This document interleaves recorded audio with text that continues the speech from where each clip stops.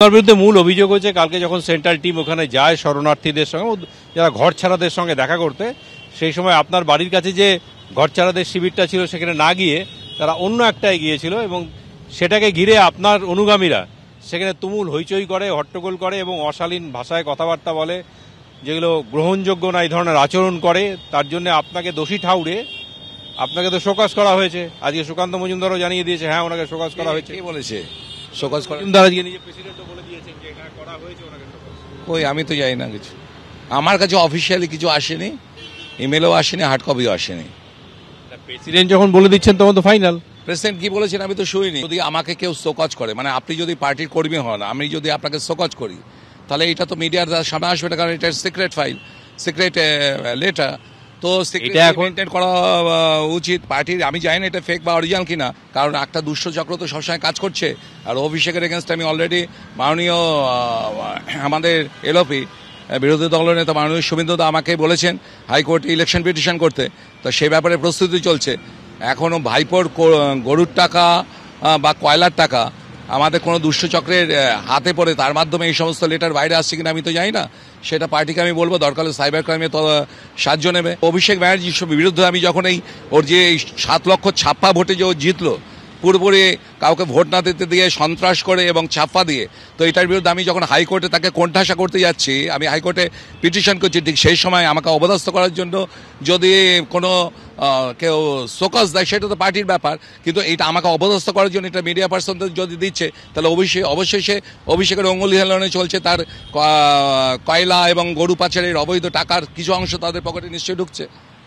আপনি যেটা বলছেন তার স্পষ্ট মানে দাঁড়ায় আপনার রাজ্য নেতৃত্বের একাংশ সরাসরি তৃণমূল নেতৃত্বের কাছ থেকে টাকা খেয়ে আপনার বিরুদ্ধে ষড়যন্ত্র করছে। যারা এই লেটার যারা এখানটা মিডিয়া পার্সনদের দিয়েছে, অবশ্যই তাদের সঙ্গে অভিষেকের সম্পর্ক আছে, কারণ ঠিক এই সময় যেখানে আমি অভিষেকে কোণঠাসা করছি সেই সময় এই লেটার আপনাদের মিডিয়া পার্সনদের কাছে কি করে আসে? আমি তো আর ভ্যানালে রিক্সাওয়ালা নই, আমি পার্টির একজন কর্মী, হ্যাঁ, এবং সিনিয়র লিডার আছি।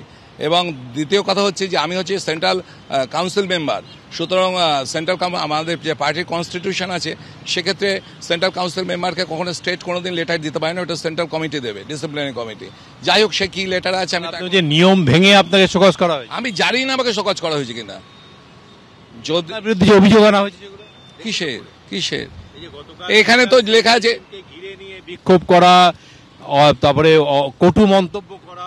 আমাকে কোথাও দেখাতে পারবেন যে আমি রয়েছি? আমাকে কেউ দেখাতে পারবেন? কেউ যদি আসার বিক্ষোভ কোথায় হচ্ছে আমি তো দেখিনি কোনো ভিডিও। যেগুলো দেখেছি তাতে রিকোয়েস্ট করছেন যে বিপ্লব দেবকে যে আপনারা 10 মিনিট আমাদের সঙ্গে কথা বলুন। কোনো ঘর ছাড়া পরিবার তাদের বুকে যে যন্ত্রণা, তারা যদি বলে যে 10 মিনিট আমার সঙ্গে কথা বলুন, এটা কি এসে যায়? আর বাগদা উপনির্বাচনকে ঘিরেও অস্বস্তিতে বিজেপি। একেবারে বিজেপি যেহেতু যে প্রার্থীর নাম ঘোষণা করেছে তাতে বিজেপির বিক্ষুব্ধরা সন্তুষ্ট নয়, সেই কারণেই নির্দল প্রার্থী হিসেবে সত্যজিৎ মজুমদারের হয়ে প্রচার পর্যন্ত শুরু করে দিয়েছে তারা। বাগদা উপনির্বাচনে বিনয় বিশ্বাসকে প্রার্থী ঘোষণার পর থেকেই বিজেপিতে কোন্দল শুরু।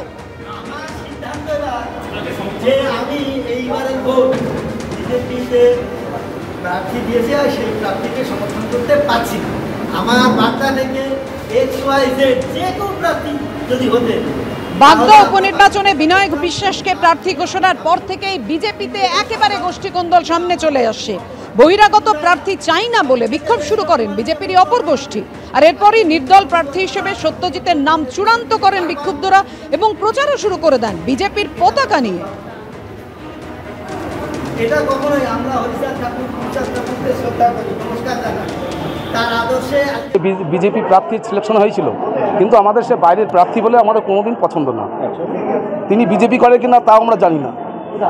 তার জন্য আমরা এখানে নির্দল হিসাবে আন্দোলনপ্রধান সত্যজিৎ মজুমদারকে আমরা নির্দল প্রার্থী হিসাবে সিদ্ধান্ত নিলাম।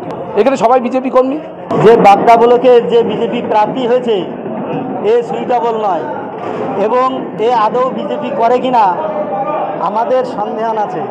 কারণ এর আগেও ঠাকুরবাড়ি থেকে যাকে প্রার্থী করা হয়েছিল আমাদের বিশ্বজিৎ দাসকে, সে ভোটে জেতার পরে চলে যায়, সেও টাকা দিয়ে প্রার্থী হয়।